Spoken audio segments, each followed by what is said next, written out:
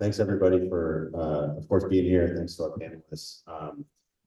Looking forward to this discussion. We've got a good chunk of time here, so hopefully this is just a free-flowing discussion. We all want to incorporate everyone here, once we spend a good chunk of time discussing these issues of, corporate consolidation in the healthcare sector. Maybe just to get our conversation going or set some context here, I think probably everybody is familiar to some degree, of our dysfunctional healthcare system now. This has been discussed today. Despite the recommendation of last panel, not these facts, a few are always helpful for us to sort of recognize where we are now. We spend north of $4.5 trillion in our healthcare system. Which far outpaces any other country in the world, not doubles any other country, again, as has been mentioned. We don't get a ton for it, for all that we've spent. Outcomes in the US are known to be about average or worse in terms of health outcomes, often worse than peer nations. Access is increasingly a problem in the United States. 100 million Americans live in a primary care desert. If your all's experience is similar to mine in my communities in Eugene, it's very difficult to just see a physician. Healthcare costs too much. Premiums continue to rise, often facing inflation. Certainly in the past decade or so, we've seen out-of-pocket cost premiums, deductibles continue to increase, particularly in commercial insurance market.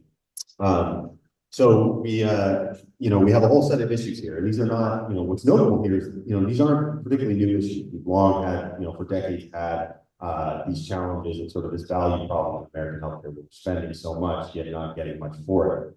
And I think where it intersects sort of with our discussion today is, our collectively as a society, our elected leaders have decided to sort of pursue an approach to healthcare policy, healthcare law, that has really permitted, if not encouraged, the rise of consolidation. So we've, through a whole number of different initiatives, largely federal, a lot of times the states, we've really encouraged the growth of a system where we put more power in the hands of insurance companies, particularly consolidated insurance companies that own aspects of our care delivery system. We'll say more about that in a minute. We've encouraged the rise of large corporate hospital systems that acquire practices and that operate oftentimes as financial actors. And we've more recently encouraged the rise of private equity investors to come into the system. And the whole theory here has been that these corporate managers are going to come into our system and make it more efficient.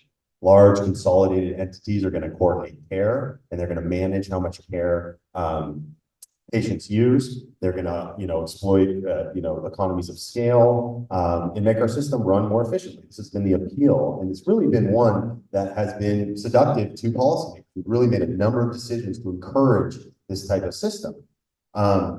What we've seen, however, is that it hasn't worked to solve this value problem described, lowering costs that we all pay.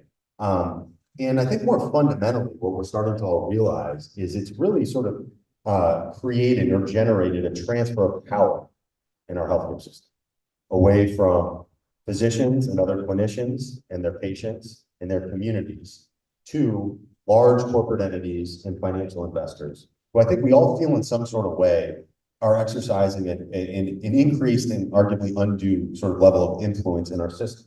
We're quickly headed towards a world where, for example, every physician is going to be, if we don't change course, it's going to be owned by a large insurance company or a large hospital system. It's very difficult today for an independent community practice, physician-led practice, a pharmacy, which we'll talk about a little bit, to operate. So this is what we're up against now. Again, we're sort of moving quickly toward in this direction, and we have a whole host of decisions to make about us as people engaged in policy making, people engaged in our community, as to whether we want to try to construct a different type of healthcare system that brings power back again to physicians and their patients and their local communities. So with that, and to provide much more insight on okay, great. On this issue, let me maybe start with you, Glenn, as somebody who's been a practicing physician, and I think also helped a number of physicians sort of in our healthcare system and seen the degree to which it's been corporatized over the decades. Can you maybe talk a little bit to begin as a physician, what you've seen practicing in various environments, some that are more physician or community led, others that are more run by, for example, insurance companies and other large corporate entities? My general observations as a primary care doctor, being in multiple different systems, is a lot of times we believe bigger is better if we're looking to be acquired or have the oomph from a large organization, and that's why a lot of smaller organizations do go forward with being purchased, is the belief that it provides negotiating power for all kinds of things, from purchasing the Band-Aids and the gauze that you have to supply in the practice, to vaccines, to having better benefits for the staff. Unfortunately, as a physician, you give up a lot of control. If you're in your own practice, and what I enjoyed for a period of time was having control of what my schedule looked like. I felt like I needed to spend more time with the patient because they were dealing with a serious end of life issue or a serious diagnosis. I was able to finagle things and make that work. That kind of flexibility goes away completely in large organizations. And I think a lot of primary care physicians, myself included, really feel the term that's being used in moral injury is really affecting the physician and provider and healthcare community overall, is not being able to practice in a way that you're meeting your patient's needs. And every day you hear people how upset they are, how angry they are, and unfortunately it feels often as a physician like that anger is directed at us. And it makes it tough. And so I'll have a lot more to say about it, but I think I have come firmly to believe, after being an executive and often talking about, well, we're, the Medicare managed care stuff, we're going to be able to get more money so we can provide better care.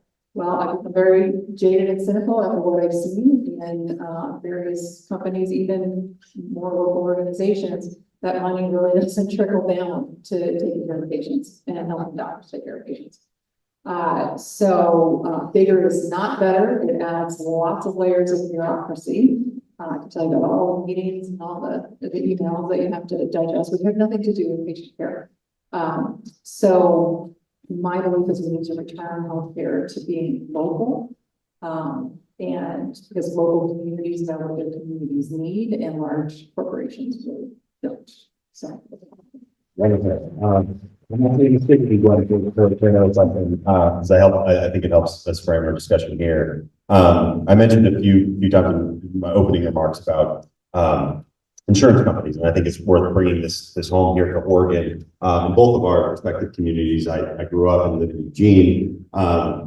Oregon is seeing what we're seeing nationally, where particularly in the last decade, we're seeing a handful of insurance companies, United Healthcare is the largest one, really aggressively acquiring physician practices and other aspects of the care delivery system. So also becoming pharmacies, becoming pharmacy benefit managers, owning ambulatory surgery centers, often owns 8 ambulatory surgery centers across the state, a number of physician practices. This is a trend that's growing. Of course, along as always, with policymakers think about whether this is something we want or something we might want to resist in various capacities.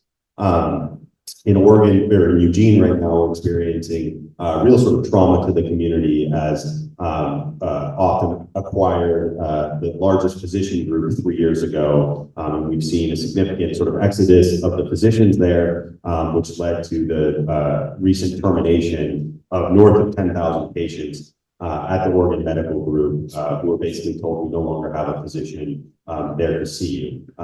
So a direct experience of what is a larger trend that's happening nationally in our healthcare system. In Corvallis recently, there's been lots of controversy. Most people here are probably familiar of a similar type of acquisition, United Healthcare trying to buy and successfully purchasing the Corvallis Clinic. A similar type of transaction as we saw in Eugene 3 years ago. When you were at the Corvallis Clinic practicing, you have since left. Would love to just hear your perspective on what you saw or what you feared you would see, what motivated your decision to move on, and any other perspective in terms of just how you thought about this change in Corvallis's healthcare landscape that again is emblematic of what we're seeing statewide and nationally, a real trend that we all need to be watching and thinking about how we want to sort of approach. So what led to my reasoning about leaving is that I have a lot of experience with that corporation, United. To be fully transparent, my husband worked for them for 5 years in healthcare technology, supporting the delivery system. But also prior to being in Corvallis, I was in the Seattle area for over a decade, no, I think like 13 years. Anyways, before I came to Corvallis, Optum actually made huge inroads in the Seattle area. And they purchased multiple large groups. And I actually was a patient of one of those groups. I had provider friends who were working at that organization, one of those organizations. So I saw firsthand what happened several years ago, prior to COVID. And also I trained on the East Coast and in New York, and I have a lot of friends still back there, and Optum has purchased a large number of organizations there. And so I also had lots of friends telling me what was happening back there. So I had a lot of reason to know what it would be like. But mainly it was because of my, values at this point. I don't want to work for a for-profit healthcare organization. So, and the vertical integration is actually causing a big reason why it's so hard to be a primary care doctor these days. Just a brief anecdote. I have one of my patients, Medicare United Medicare Advantage patient, woman in her 80s, immobile because of multiple orthopedic and other medical issues, fully entitled to a motorized wheelchair. I fought for a year to get her a wheelchair. I actually, after spending a number of hours, started keeping track of my hours, and I ended up spending at least 20, if not more, hours of my time fighting, navigating the system to get her wheelchair, to which she was fully entitled. And their initial take on it was flat denial.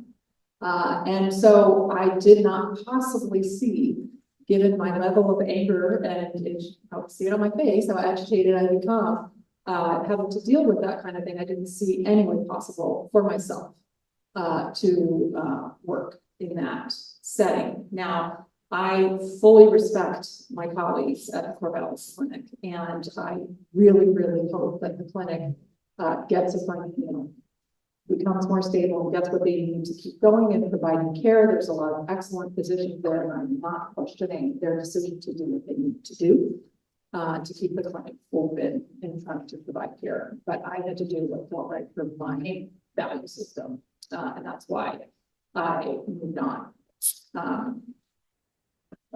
Yeah. Rep. Javity, thanks again, for being here. Probably not the crowd you typically, spending your Saturdays with.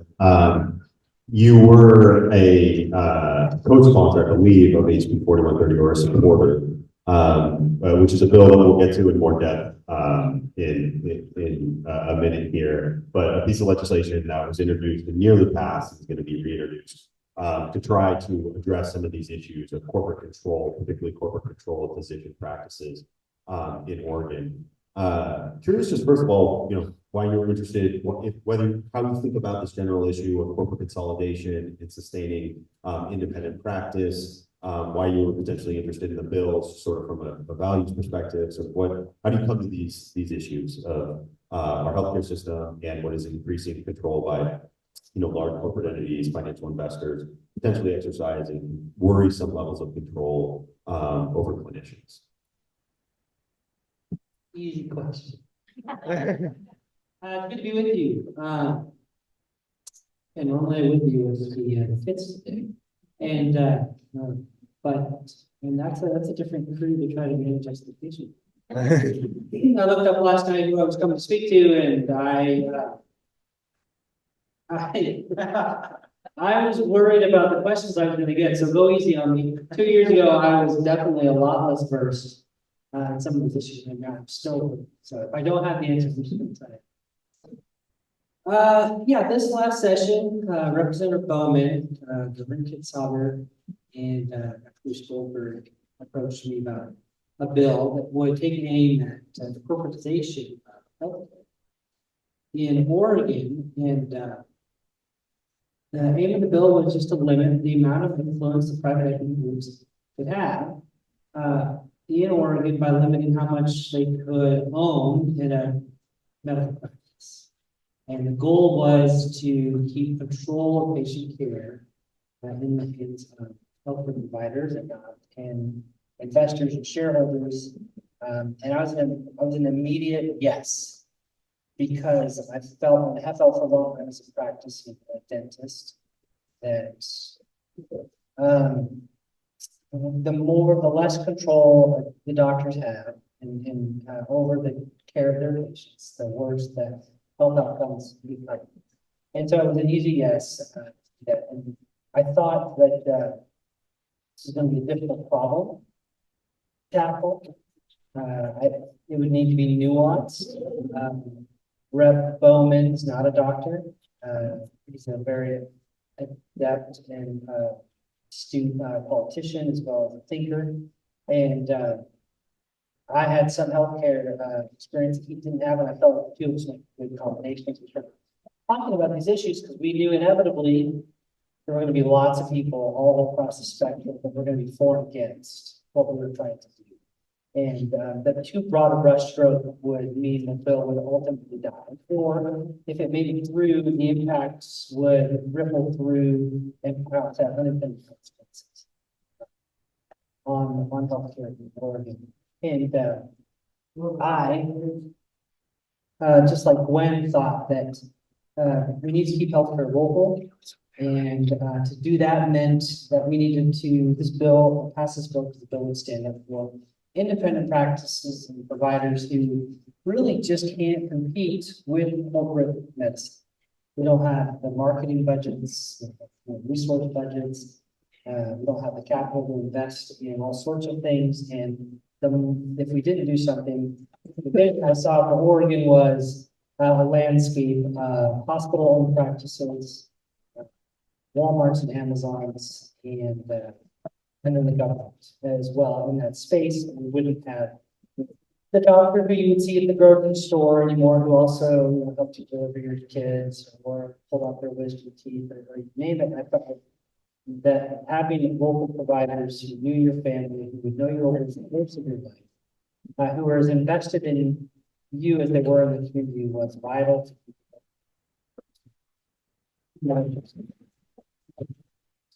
Wonderful. Thank you for that. And maybe a follow-on question, because we talked about the legislation that came up. So as Rep. Javity mentioned, this was HB 4130, which was introduced to try to essentially strengthen and update Oregon's ban on the corporate practice of medicine.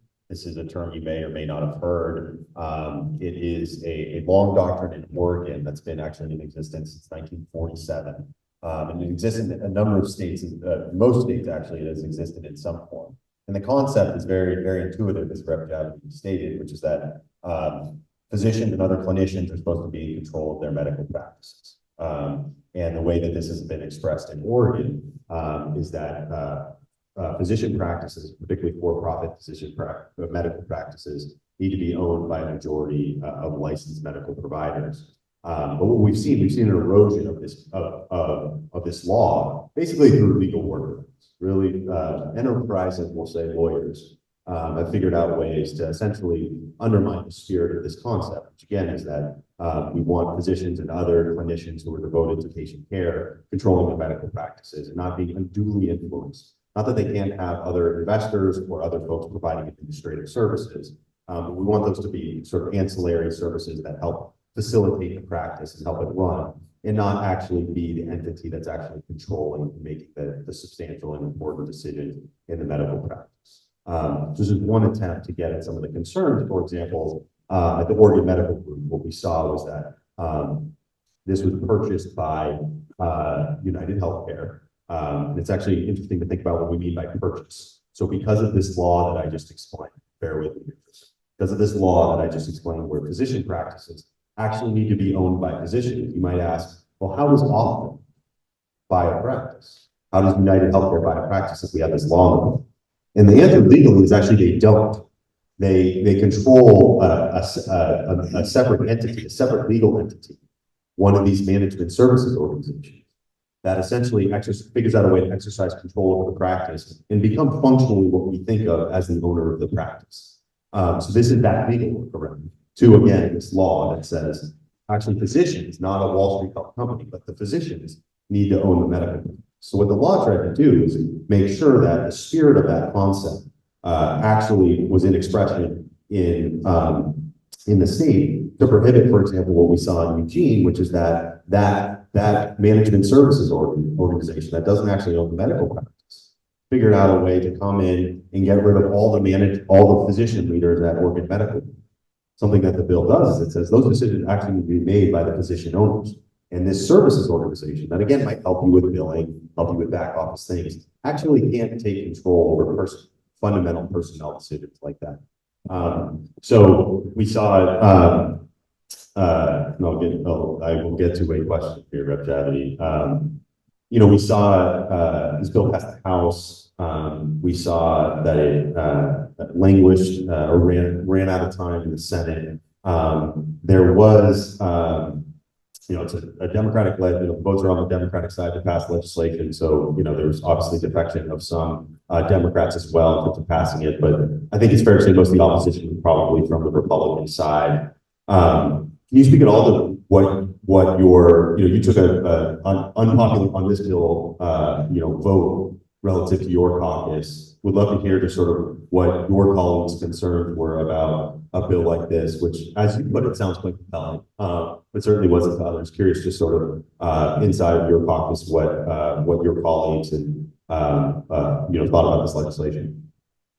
Good question. Yeah, this did meet with a lot of opposition from Republicans, of which I'm one, and I'll be slightly further to the left than most.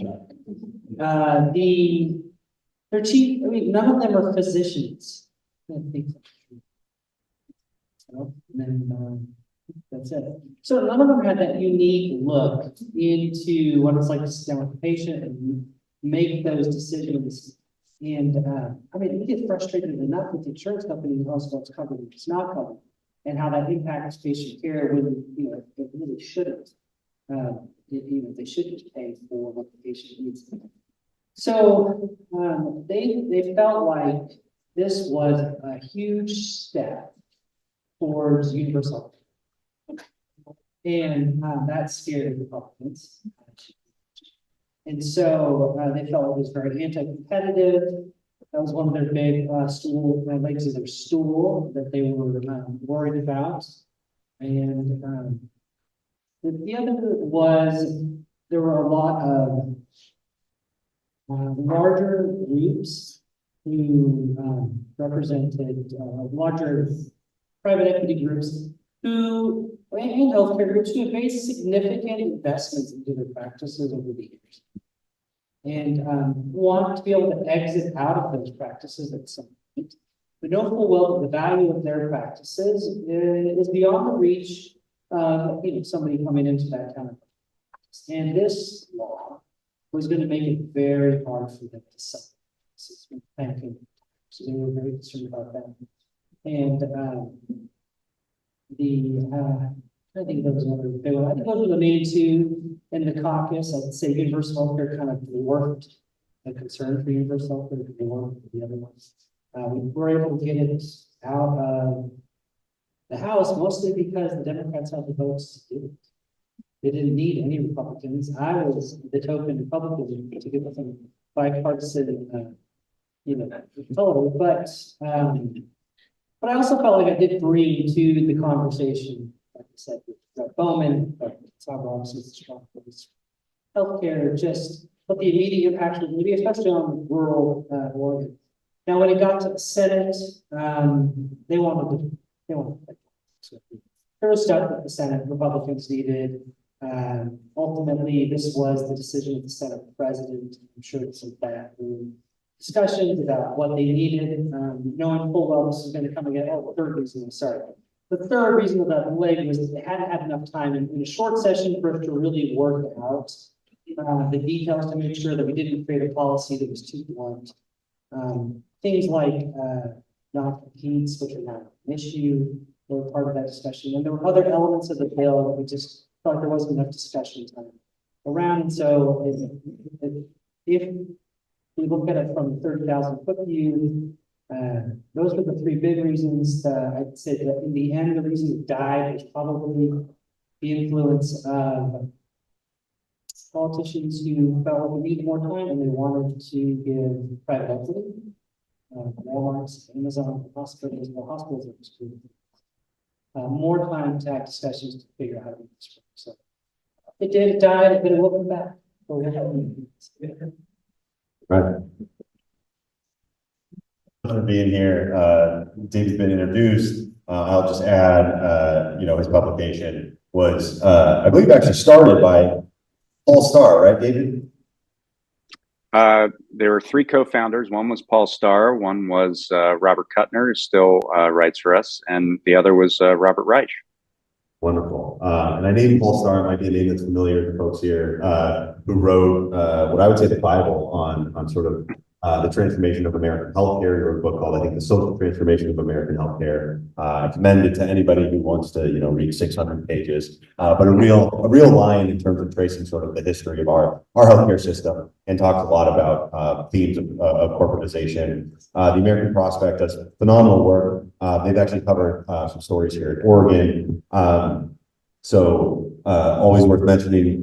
David, maybe just to start, would love to ask you about, so the American Prospect ran a series of stories, I believe maybe a year ago, just sort of on the general issue of kind of corporate control in the healthcare system. You all are close to, DC and what goes on there. So maybe you want to just talk a little bit about maybe what motivated that project generally.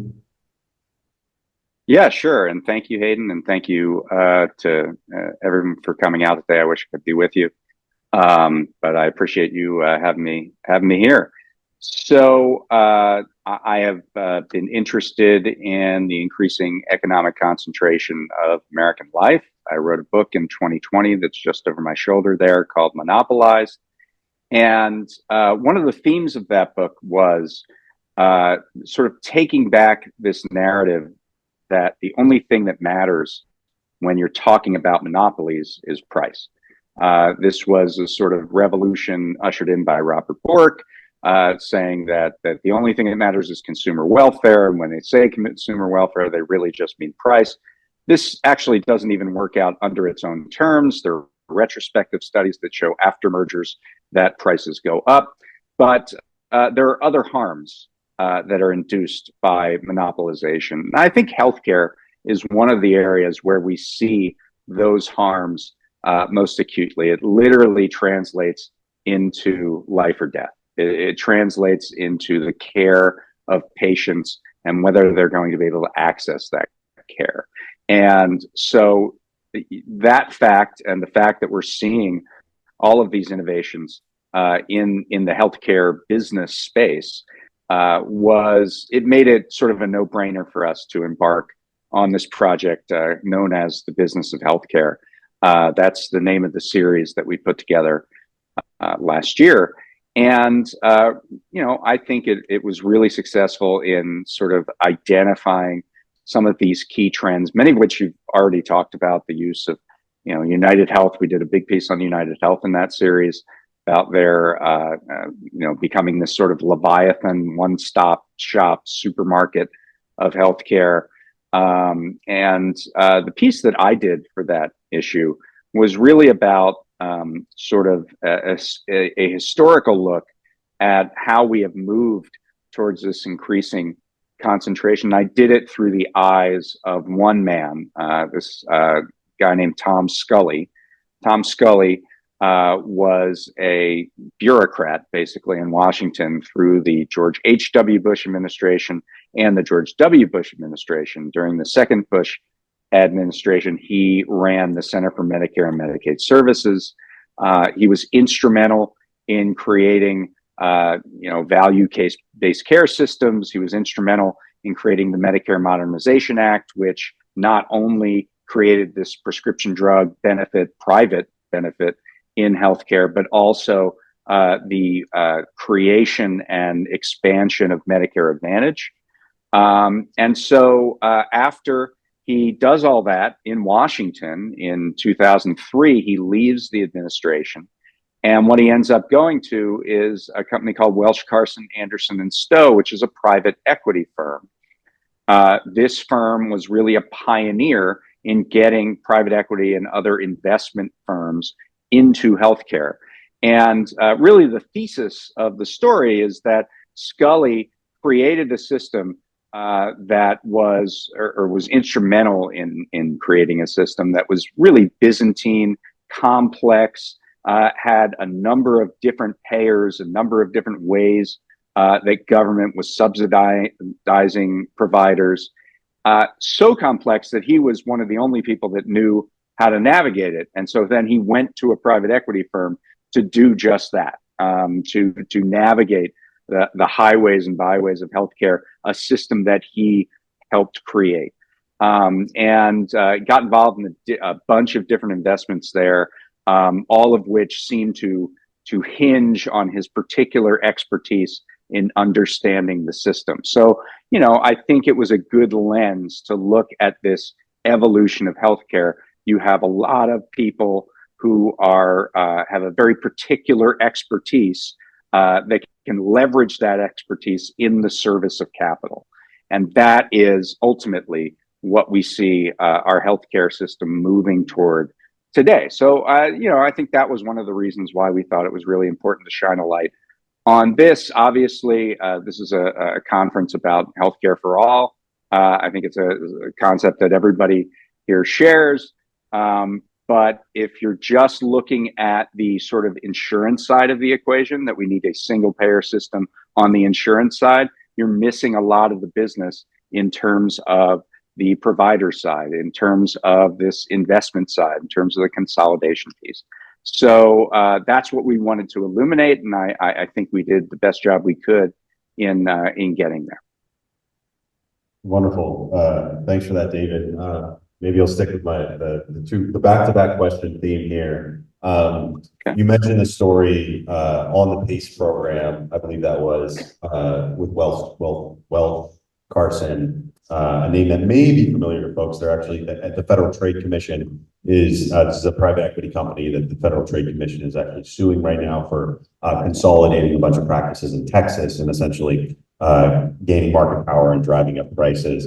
Well-known sort of healthcare private equity company that works very closely with Humana, the insurance company, as well, to buy and build primary care practices, although they're not yet in the state of Oregon. You touched on a point here that I think is really probably resonant for all of us here. And it also relates to what we've been discussing about United Healthcare, which at its core is really a government contract.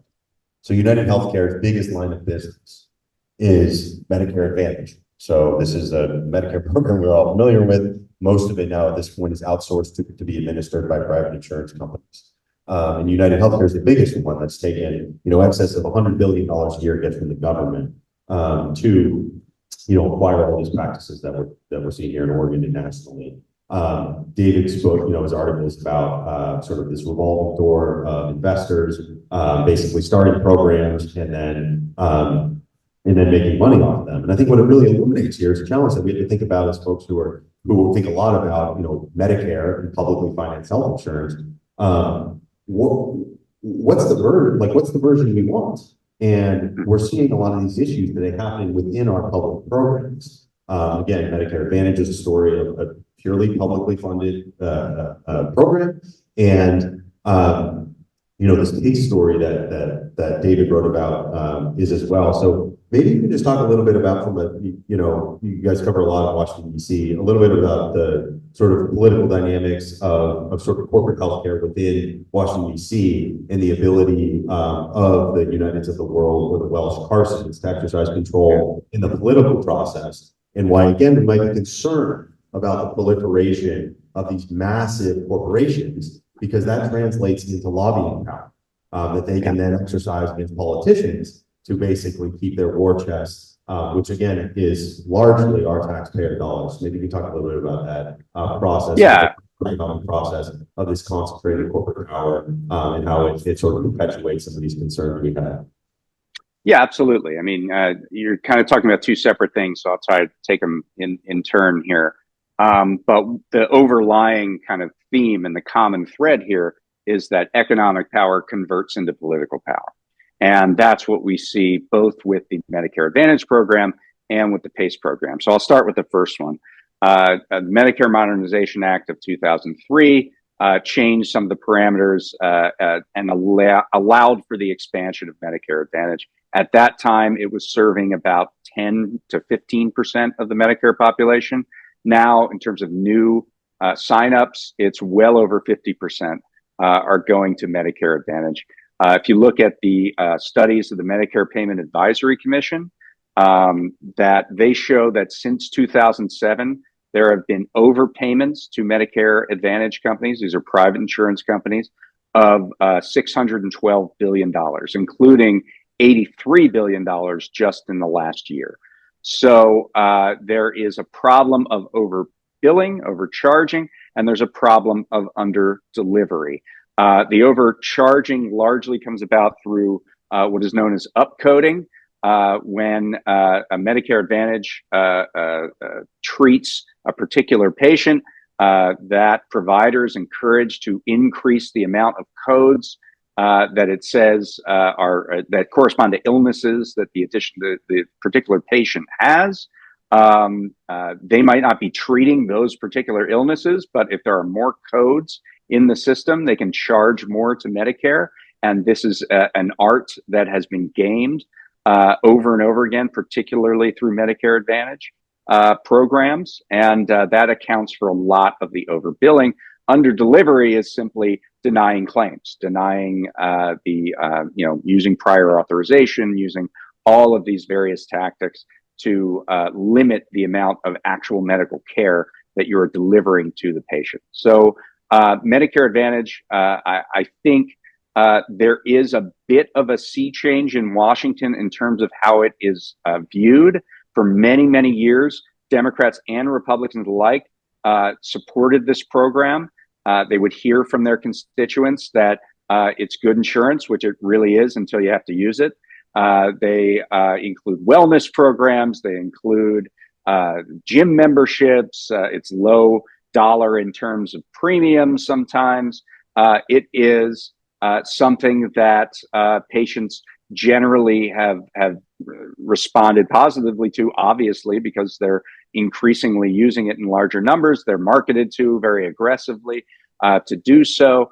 But the consequences of it in terms of what happens to patients once they try to use their coverage is starting to become a reality in Washington. Last year, the Biden administration's tried to put some limits, particularly on that upcoding kinds of tactics and practices. The private insurance companies fought this very viciously. Right around that time when I was there at the beginning of 2023, all over Union Station in Washington, all over the metro, you could see these giant billboards saying that it would be a terrible thing for the Biden administration to do what it was doing. These are not really kind of advertisements that are targeted at anyone but people in government.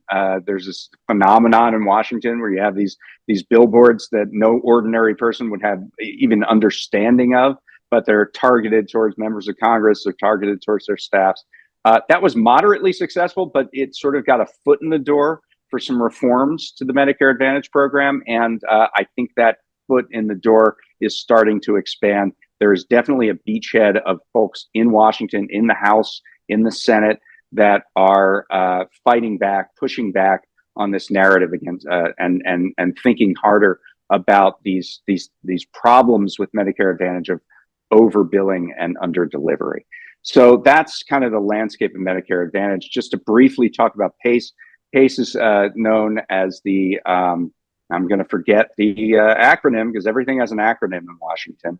It's the something all-inclusive care for the elderly. I don't remember what the PA stands for, but maybe you do, Hayden. But I don't remember. Patient, What is it? maybe? Yeah, I'm not patient. I forget. Anyway, the purpose of the system is to take older elderly patients who need some help, whether it's help with just aspects of their daily lives, and to create sort of a medical home for them, where this PACE provider will do everything, including transportation. They would have a day center program for, well, there you go. Thank you from the chat here. But they would have a medical home, they would have a day center, they would handle all of their appointments, all of their medications, help with whether it's basic things like bathing or things of that nature, transportation, and basically the provider would get one rate per sort of a per patient rate, a capitated rate, and they would have to do all of these things. And so if you kind of set it up, the only way that they can make money off that program is by limiting the amount that they would spend, because the revenue is flat. It's a per patient rate. Initially, this program was set up by public entities. There was a group in Colorado that was desirous of moving it towards a private for-profit program. Welsh Carson and Tom Scully came in, worked with this particular organization in Colorado, and Scully went to his friends who were in Washington, including at the Center for Medicare and Medicaid Services, and he got a waiver set up to allow for-profit entities to work in the PACE program. And this program, this provider that started in Colorado, expanded across the country in California, in Pennsylvania, and Virginia. And inevitably, these problems arose because, as I said, the revenue is sort of built in and baked in. The only way to increase profits is A, to increase volume, which they were trying to do, and B, to lower the amount of care on a per person basis. And that's exactly what was going on. They weren't giving the appointments to the various individuals. They were signing up anyone they could find. They were going to homeless shelters to sign people up. And they got into some trouble, and eventually CMS froze some of these programs across the country. It was the kind of thing where Tom Scully had a knowledge of the PACE program. He knew that this was a potential gold mine if it could be privatized. He worked in Washington to get it privatized. And then these problems arose that he sort of professed some ignorance of once they happened. But it's a classic kind of way in which the private sector finds public programs and exploits them and tries to maximize the profit they can get out of them. And therein lies the problem. Great, thanks so much for that overview. Do you think you want to respond to anything that's been said here? We're going to kick it open to questions maybe, and I certainly have plenty more if we don't have audience questions, but anything that we've said here, either of you wanted to respond to? I just want to put it in when we're talking about upcoming, just an example for people from a practical perspective of what that's like as a physician and as a patient. So, and I've experienced this in a couple of different organizations. So basically it's saying you are coming in for your acute complaint of you fell down and sprained your ankle. And we as the physicians get lots of reminders in the EMR. You cannot close the patient's record until you code the diabetes or the things from 3 years ago. You went to the emergency room and maybe the emergency room doctor thought you had atrial fibrillation and submitted a code once. That gets presented to us year after year after year. And in some organizations, they even pay the doctor, they don't pay the doctor, sorry, they pay a small amount of money for every code that we actually say, nope, that's not relevant. And maybe the same amount of money to the practice for the code that is relevant. But that is a tiny fraction of what the insurance company gets from Medicare for those same codes in making you look sicker than you are. Now, when I was an executive at Group Health Cooperative, which was the darling of Washington a decade ago, and we were a Medicare 5-star organization, and I was responsible for actually building the tools that prompted the doctors to do all of these things. And our message then was, because we were like Kaiser, and Group Health is now Kaiser in Washington. But our message was to our physicians and providers was no money, no mission. We're not for profit. We're trying to get the money so that we can actually take care of the patients. And that was the goal at that time. And but over the time, these things have been bastardized. And for the for-profit companies, that money never comes down to the practices. It goes to the investors and the shareholders and executive bonuses. Can I just add one quick thing there, Hayden? The whole point of this coding has the impulse was I guess well intentioned. It was around what is called risk adjustment. The idea is that if you're only as a provider treating sicker patients, that you should be reimbursed at a higher rate for dealing with those various challenges. And there's a certain logic to that. It's actually Tom Scully who came up with the concept of risk adjustment. But it has been, I think it's pretty clear that it's been abused. It's been abused to the point that you're just sort of made to look sicker as a patient. You're not being treated on some of these other concerns, whether they happened a long time ago or whether they're still present. And it's just become a way to make more money. So that I think, it's important to understand why that was put into place and how it's been sort of gamed.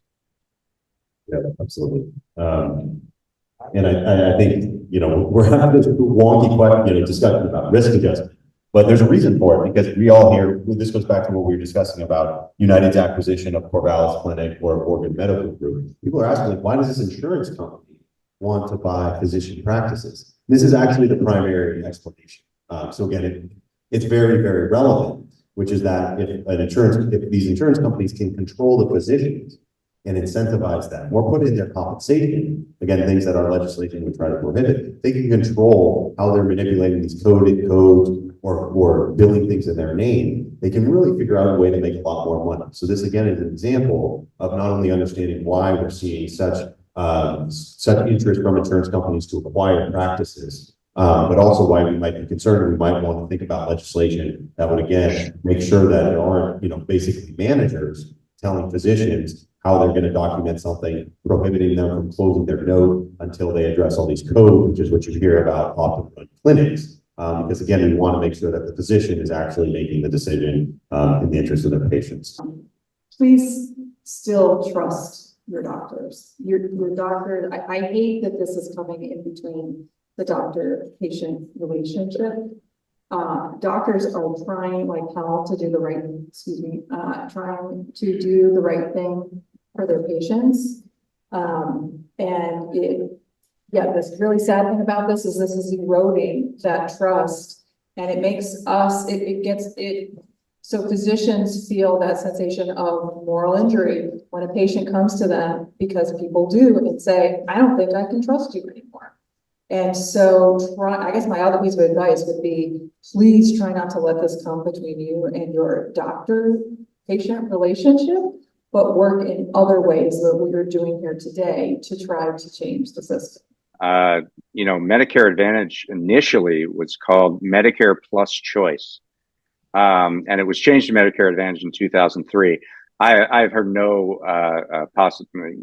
nothing about changing it back or changing it to some other name. And I'm not sure what that would actually even do because, we know Medicare Advantage as sort of an overall name, but when this is advertised, when this is marketed to seniors, it's just, hey, it's the AARP plan, or it's the United Health plan, or, you remember us, the insurance company you were with all these years? Hey, we also have a Medicare plan for you. So, the nomenclature aside, I think there's very aggressive tactics attempted in the marketplace that have nothing to do with the name Medicare Advantage that is attempting to persuade seniors to choose the program. Right, it's confusing. People think that Medicare Advantage is Medicare, and it's not. It's Indeed. Plan There's C. a lot of money put into eliding those differences.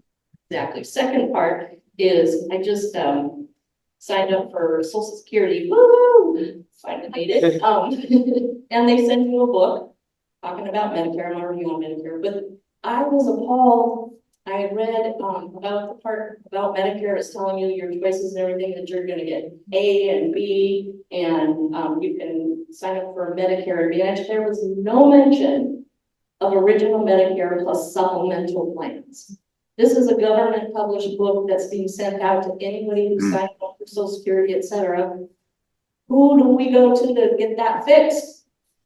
Yeah, that's a good question. I mean, it's clear that over the last 20 years, there has been maybe a subtle, but maybe in your case, what you're saying, not so subtle, kind of bias toward Medicare Advantage plans. I think another thing that people need to know that definitely don't know is that if you buy a Medicare Advantage plan initially, and you want to change back to traditional Medicare, in most states, you do not have the ability to just sign up for that supplemental, that Medigap coverage without them being able to underwrite that.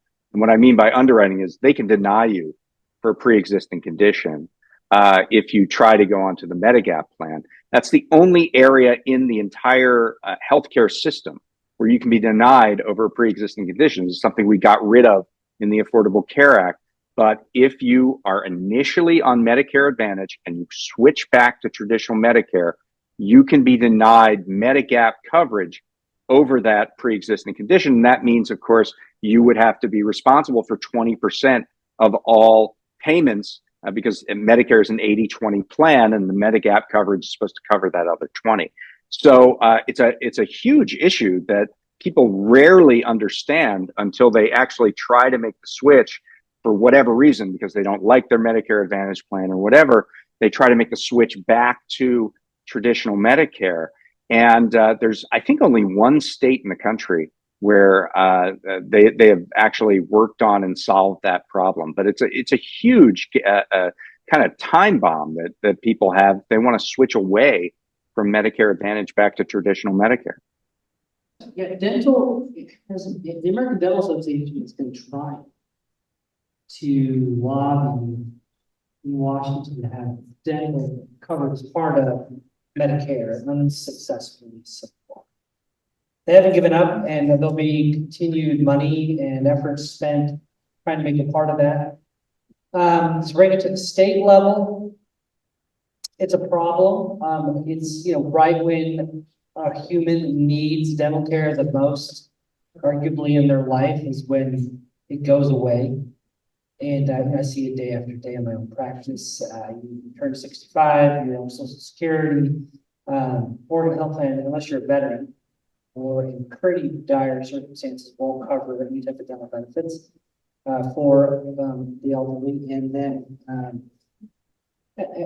then you're left trying to either get a commercial plan or pay out of pocket. And so one of my goals in the upcoming session, I brought it up last week in legislative days, is we need to fill that hole. And we'll have discussions with the Oregon Health Authority on how to do that to make seniors eligible for dental benefits through the Oregon Health Plan, where it doesn't even matter right now if you don't have even if you meet the income limitations. You can't qualify. So we need to fix that, at least at a minimum, to provide that level of care covering. In Oregon Health Plan, although it's not as comprehensive as commercial insurance, covers a huge chunk of what we need for seniors, and so that's one of the goals. The evidence in the healthcare sector really is concerning. There's been some blockbuster evidence coming out in the last few years, particularly in nursing homes, so private equity-owned nursing homes, essentially increasing mortality rates because they have fewer nurses taking care of patients. There's evidence in the hospital setting that there are more private equity-owned hospitals Also, because of essentially fewer caregivers, have higher rates of complications. And then we also see in the physician practices, Rep. Gravity mentioned this, you see just a sort of acceleration of financial tactics. So figuring out ways to consolidate the industry so you can negotiate higher prices, have the physicians bill more. So the evidence is concerning. And then we're also seeing in the behavioral health space and other sort of healthcare adjacent areas, rapid investment from private equity investors, again, forcing this question of whether this is the model that we want, or whether, I mean, dentistry as well, Reverend Gravity, we'll take another question to you now, but, you know, I've read about dentistry, they're being interested in this similar sorts of roll-ups, and control being transferred to, and I don't know if this is, you know, particularly Oregon, but power being transferred to private equity investors, again, forcing this question of who do we want, and this ties to, you know, what Dr. Chi talked about earlier, who's governing our healthcare institutions, and who do we want really in control of them? So thank you for the question.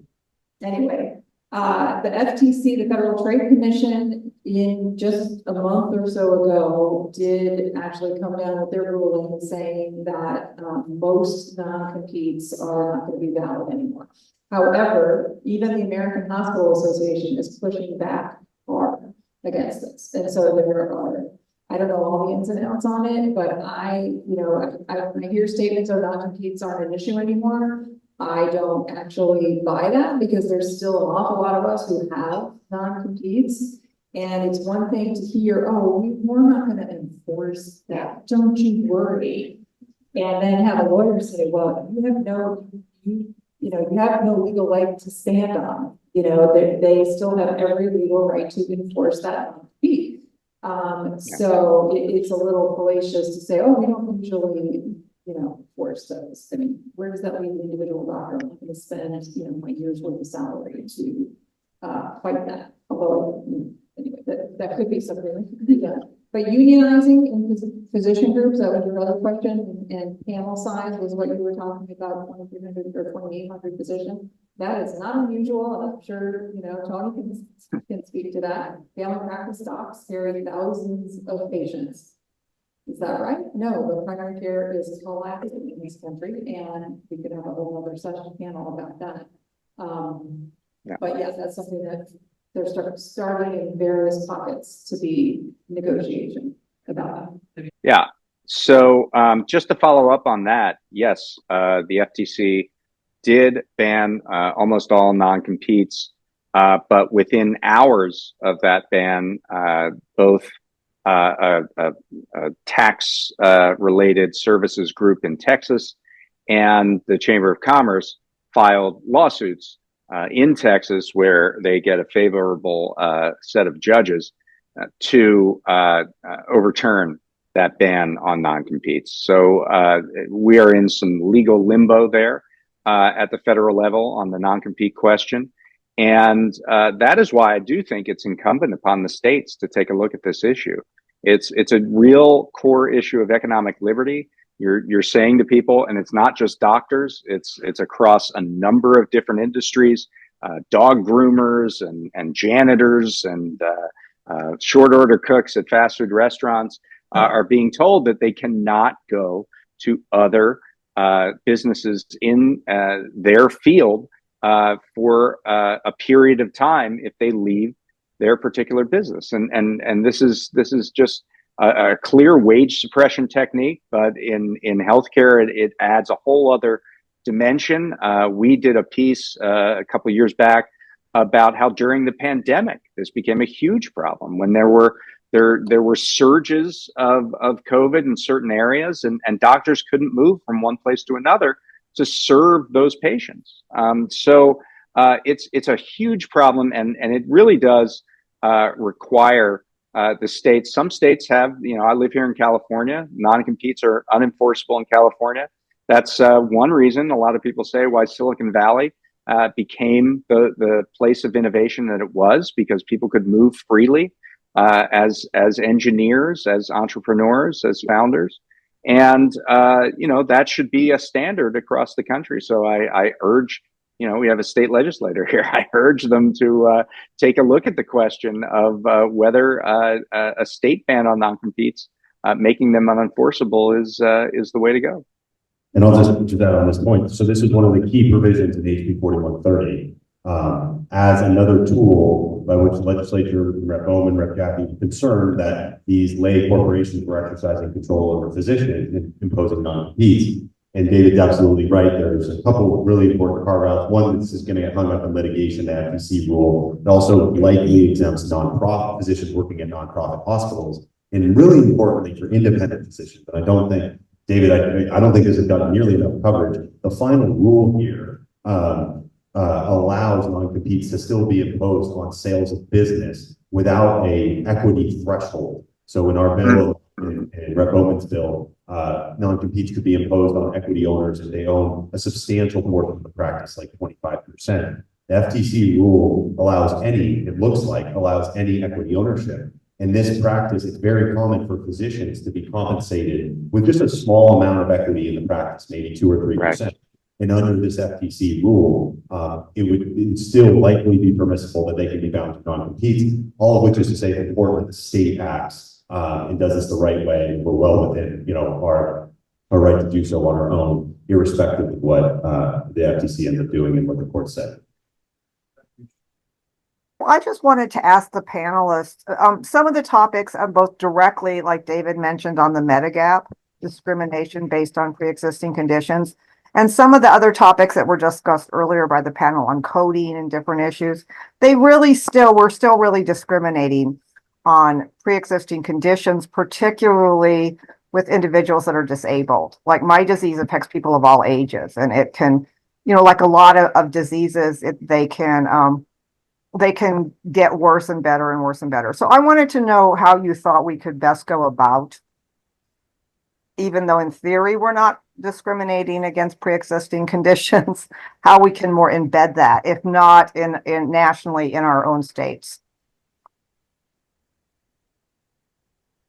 Because I think that's one of the huge benefits of a universal, healthcare plan in Oregon would be to hopefully not be able to continually do that.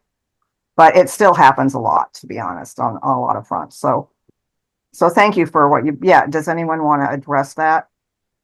Yeah. If we have time, I'd also like to hear any of your thoughts on how we can prevent a lot of these problems in a universal health plan. So there have been a lot of topics. If you at least have one thing you'd like taken care of, to not see it replicated. Thank you. Go ahead. Well, my pitch would be that primary care has to get paid a heck of a lot more than specialty care. It is incredibly hard to do it under the current system that doesn't value primary care for anybody, much less people who have complex situations to deal with. Primary care requires time, it requires thinking, and neither of those things are valued in our current system. And I hate to say it, but price is an issue. It is all about the prices, and the prices of specialty care are very, very high. I think we're going to have some very hard conversations about how we allocate money in the healthcare system.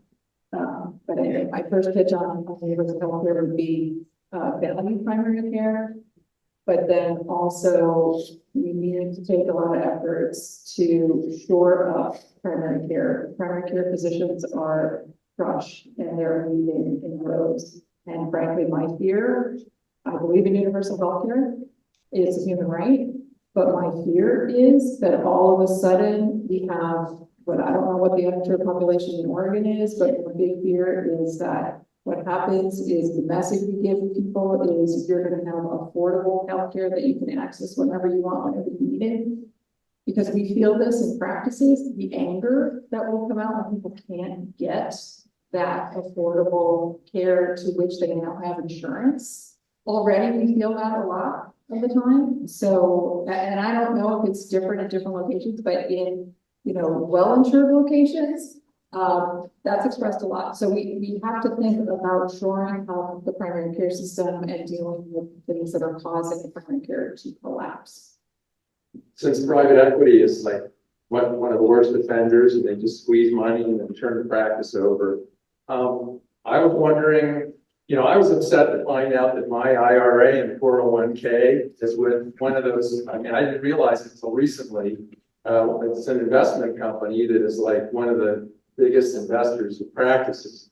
So I don't know if anybody has any experience with this, but I'm wondering, is there anything we can do as probably I see a lot of other retirees here that probably have 401ks and IRAs. I mean, is there anything we can do? I mean, apart from threatening to move our money somewhere else, has anybody thought about any kind of, pressure? I mean, apart from our advocacy and what we're doing with the legislature, is there anything we can do as individuals to, help with that? Or I was just wondering. Wow. I mean, some of the biggest investors in private equity are institutional investors, and that includes public pension funds, whether for state employees or teachers' funds, retiree funds, and it also includes university endowments, which are major investors in private equity and alternative investments. And those institutions need to get a little bit more pressure, particularly public employee pension funds. These are funds that operate on behalf of worker retirements that then plow their money in search of yield into entities that immiserate labor. And it's just an incredible kind of cutting off one's nose to spite one's face kind of situation. That you have this worker money going to damage the lives of workers, and so there should be a lot more pressure put on those institutions. This is a question for Rep. Chavity and for all of us. 4 states do have the option to go back to traditional Medicare off of Medicare Advantage, and I think Senator Patterson may be interested in this, so she may be talking with you, Rep. Chavity, and maybe I should ask, does that appeal to you? Thank you. Absolutely. Like I said before, I think our seniors are the part of the population that are most vulnerable when it comes to the issue. And whatever we need to do to make it both understandable and available, we'll have my full support. Figuring out, I mean, some of these questions are easier. These are red tape, communications, and some of them are more difficult if you're talking about funding and where to get the money, who's the law. So to answer your question specifically, it's very supportive, happy topic. Thank you. Just to be clear, those 4 states are New York, Connecticut, Maine, and Massachusetts. That's the states that prevent Medigap from underwriting for Medicare Advantage patients who are trying to switch back to traditional Medicare. So there is a model at the state level to prevent this trap for people.